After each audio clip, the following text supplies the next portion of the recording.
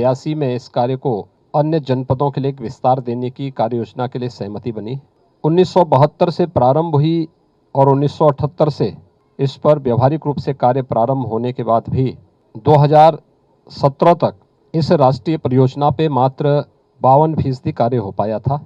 2015 में प्रधानमंत्री मोदी जी ने प्रधानमंत्री कृषि सिंचाई योजना लागू की और देश के ऐसे प्रोजेक्ट जो राष्ट्रीय महत्व के हैं, प्राथमिकता के आधार पर उन्हें समयबद्ध ढंग से पूरा करने के लिए जब एक कार्य योजना बनाई तो उसमें सरयू नहर राष्ट्रीय परियोजना को ही बनाई थी।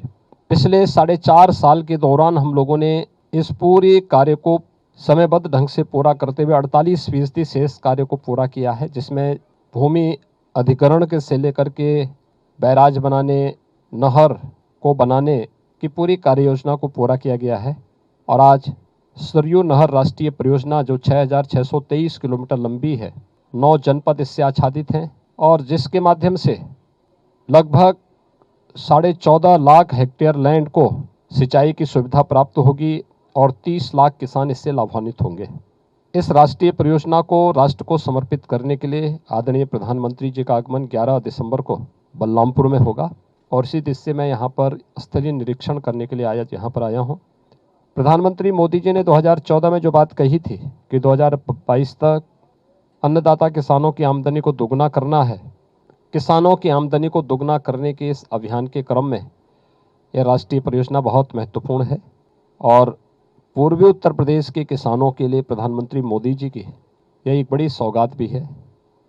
लगभग 10,000 करोड़ रुपए का ये बड़ा प्रोजेक्ट आज बन करके पूरा हो चुका है और प्रधानमंत्री मोदी जी स्वयं इसका लोकार्पण करने के लिए यहाँ पर पधार रहे हैं। यह देश की नदी जोड़ो अभियान का भी एक उत्कृष्ट उदाहरण भी है।